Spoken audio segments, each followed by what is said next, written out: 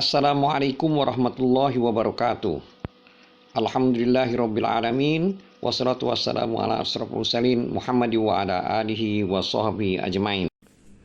Dulur-dulur seiman, kali ini kita membicarakan ayat kelima dari surat Al-Fatihah, yaitu Iyyaka na'budu wa iyyaka nasta'in, yang artinya hanya Engkaulah yang kami sembah dan hanya kepada Engkaulah kami mohon pertolongan. Dulur-dulur seiman, lafaz Iyyaka na'budu artinya hanya kepada Engkaulah kami menyembah, itu menunjukkan makna kita berlepas diri dari segala kemusyrikan.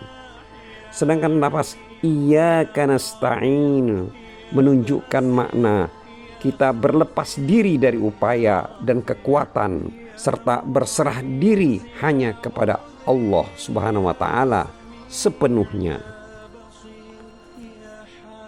Dulur-dulur seiman, pembahasan yang telah kita kemukakan terdahulu, yaitu dari ayat 1 sampai ayat ke-4, itu menunjukkan bahwa permulaan surat Al-Fatihah itu merupakan berita dari Allah Subhanahu wa taala yang memuji dirinya sendiri dengan sifat-sifatnya yang terbaik, sekaligus sebagai petunjuk buat hamba-hambanya agar mereka memujinya melalui kalimat-kalimat tersebut.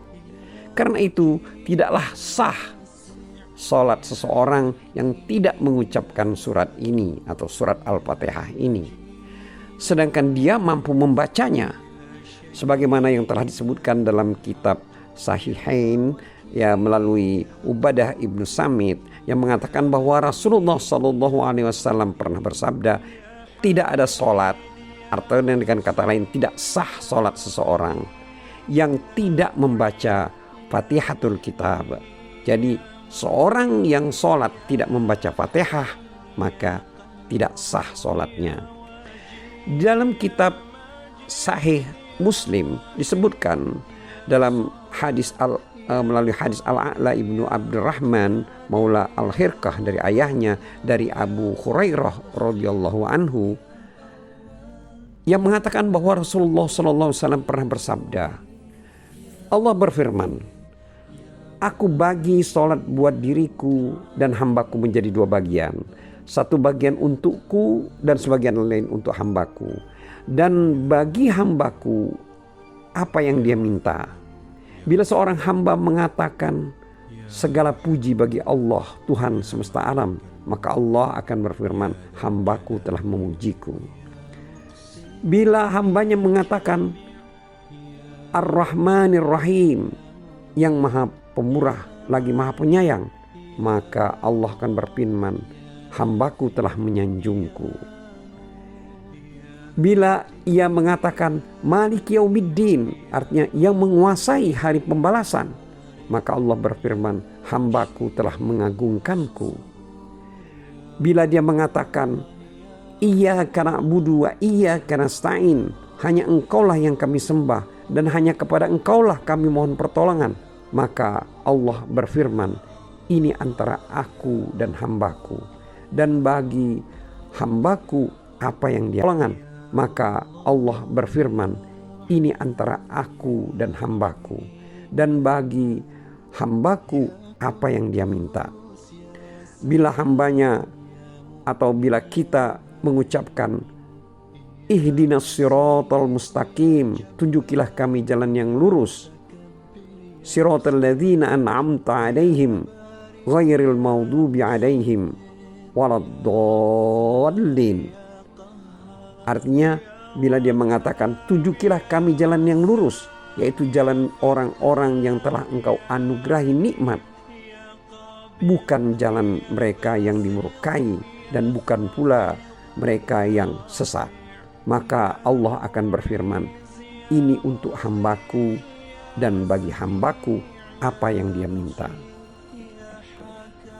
Dulur-dulur seiman, Dahak mengatakan dari Ibnu Abbas radhiyallahu anhu bahwa makna Iyyaka na'budu ialah Engkau yang kami esakan. Hanya kepada Engkaulah kami takut dan berharap. Wahai Tuhan kami bukan kepada selain Engkau. Sedangkan wa iyyaka nasta'in itu maknanya, dan hanya kepada Engkaulah kami memohon pertolongan untuk taat kepadamu dalam semua urusan kami. Qatadah mengatakan makna iyyaka na'budu wa iyyaka nasta'in ialah Allah memerintahkan kepada kalian agar ikhlas dalam beribadah kepadanya dan memohon pertolongan hanyalah kepadanya dalam semua urusan kalian. Sesungguhnya lafaz iyyaka na'budu didahulukan atas lafaz iyyaka nasta'in. Artinya hanya kepada Engkaulah kami menyembah, dan hanya di atas hanya kepadalah kami mohon pertolongan. Itu tidak lain karena ibadah kepadanya atau kepada Allah itu merupakan tujuan utama. Sedangkan meminta pertolongan, jadi iyyaka nasta'in, itu merupakan sarana untuk melakukan ibadah. Jadi di sini kita meminta tolong agar kita dapat melakukan ibadah.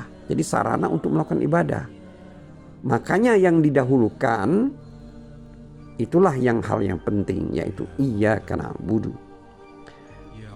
Apabila ada suatu pertanyaan, apakah makna nun dalam firman-Nya iyyaka na'budu wa iyyaka nasta'in?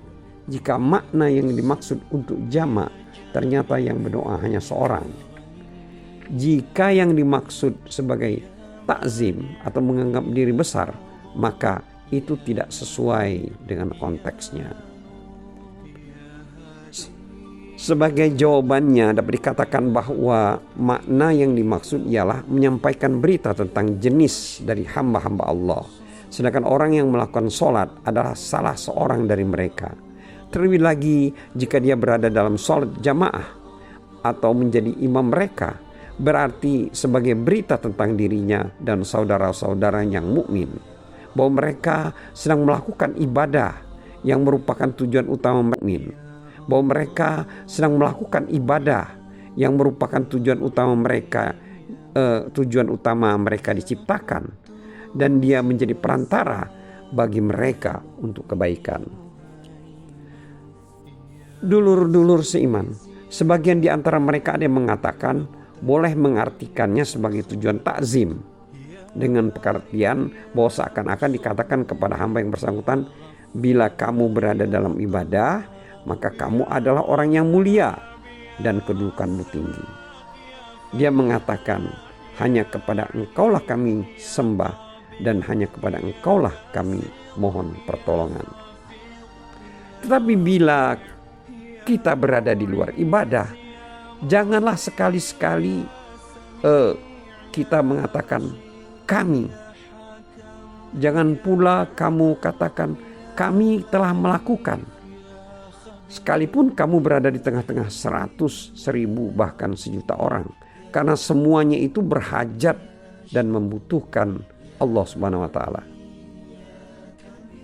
Di antara mereka ada yang mengatakan bahwa lafaz iyyaka na'budu mengandung makna lebih lembut daripada iyyaka abadna dalam hal berendah diri. Mengingatlah lafaz kedua ini mengandung makna membesarkan diri, karena dia menjadikan dirinya sebagai orang yang ahli melakukan ibadah. Padahal tiada seorang pun yang mampu beribadah kepada Allah Subhanahu wa ta'ala. Dan ibadah yang hakiki tiada pula yang dapat memujinya dengan pujian yang layak buat Allah Subhanahu wa ta'ala. Ibadah merupakan suatu kedudukan yang besar. Seorang hamba akan menjadi terhormat karena mengingat dirinya sedang berhubungan dengan Allah Subhanahu wa ta'ala. Dulur-dulur seiman,